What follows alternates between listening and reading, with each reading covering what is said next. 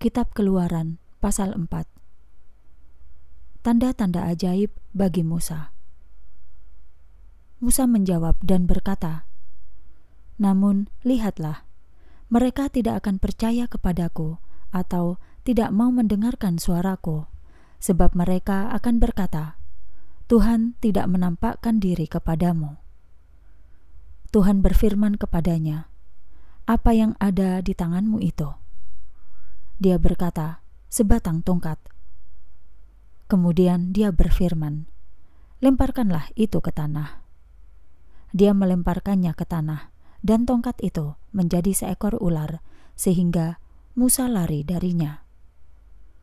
Lalu Tuhan berfirman kepada Musa, "Ulurkan tanganmu dan tangkaplah ekornya." Dia mengulurkan tangannya dan memegangnya, lalu ular itu menjadi sebatang tongkat di tangannya. Dengan demikian, mereka akan percaya bahwa Tuhan, Allah nenek moyangmu, Allah Abraham, Allah Ishak, dan Allah Yakub telah menampakkan diri kepadamu.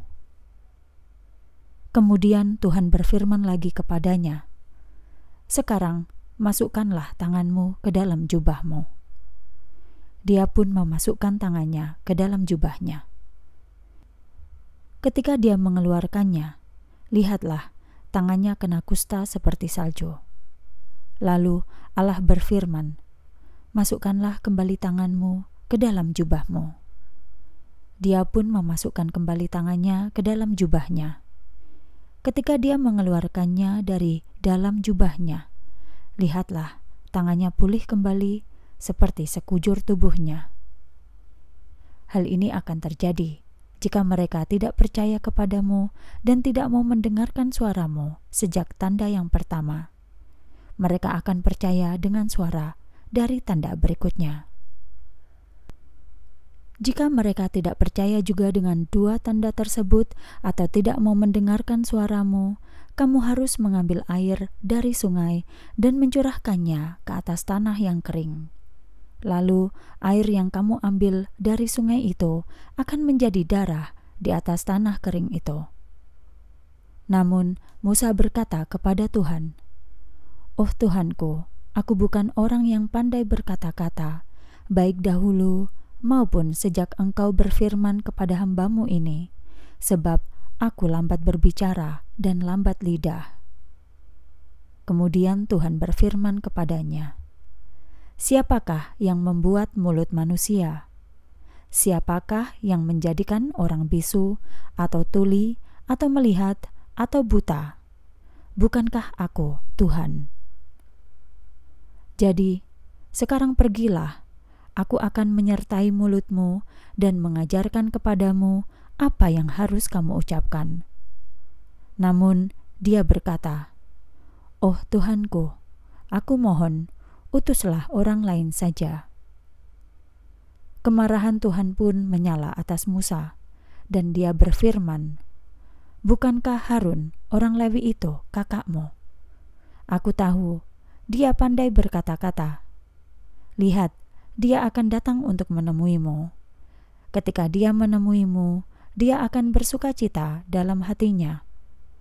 Kamu harus berbicara dengannya dan menaruh perkataan-perkataan itu dalam mulutnya, dan aku akan menyertai mulutmu dan mulutnya, dan akan mengajarkan kepadamu apa yang harus kalian lakukan. Jadi dia harus berbicara bagimu kepada bangsa itu, dia akan berbicara kepada bangsa itu bagimu, dan dia akan menjadi mulutmu, dan kamu akan menjadi seperti Allah baginya. Kamu juga harus membawa tongkat ini di tanganmu, yang dengan itu kamu akan membuat tanda-tanda." Musa kembali ke Mesir. Kemudian Musa kembali kepada Yitro, ayah mertuanya, dan berkata kepadanya, "Aku mohon, izinkan aku pergi dan kembali kepada saudara-saudaraku yang berada di Mesir untuk melihat apakah mereka masih hidup." Yitro berkata kepada Musa, "Pergilah dalam damai."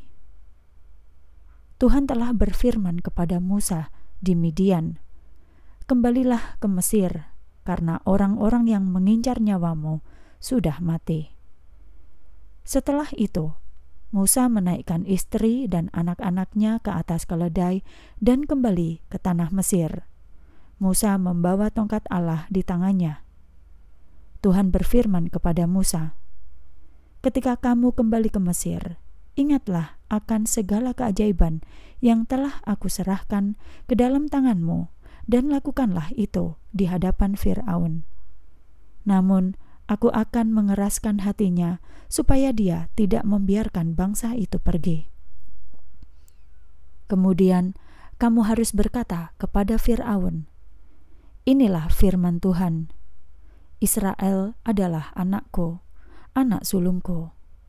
Karena itu aku berfirman kepadamu untuk melepaskan anakku, supaya mereka dapat melayaniku. Jika kamu menolak untuk membiarkannya pergi, lihatlah, aku akan membunuh anakmu, anak sulungmu.' Dalam perjalanannya, di suatu tempat bermalam, Tuhan menjumpainya dan bermaksud untuk membunuhnya. Kemudian Zipora mengambil batu tajam untuk mengerat kulit khitan anaknya, dan dia melemparkannya ke kaki Musa. Katanya, 'Sesungguhnya kamu adalah mempelai darah bagiku.' Sebab itu Allah membiarkannya. Kemudian Zipora berkata, 'Mempelai darah,' mengenai sunat itu. Tuhan berfirman kepada Harun, 'Pergilah ke padang belantara untuk menjumpai Musa.'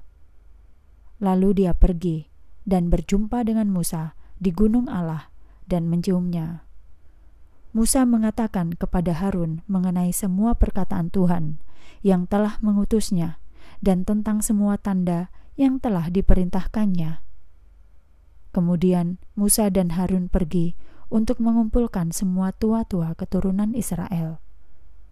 Harun menyampaikan semua firman yang telah Tuhan katakan kepada Musa, serta melakukan tanda-tanda itu di hadapan orang-orang itu. Sebab itu, orang-orang itu percaya. Ketika mereka mendengar bahwa Tuhan telah memperhatikan keturunan Israel dan Dia telah melihat kesengsaraan mereka, mereka menundukkan kepala mereka dan menyembah.